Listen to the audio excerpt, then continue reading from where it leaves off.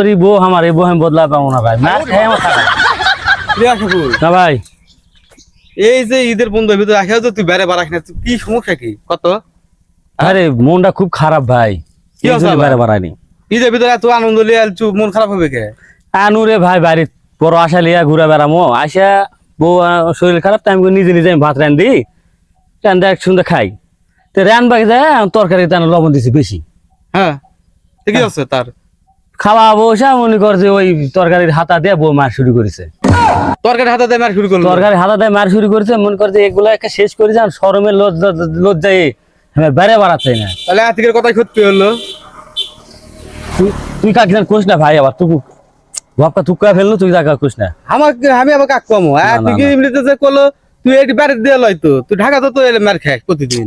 ভাই তুই কাক কোস না জান ভাই, যা হস হসে যা হসে হসে আজকে কোস যার কাকু জান কোস না।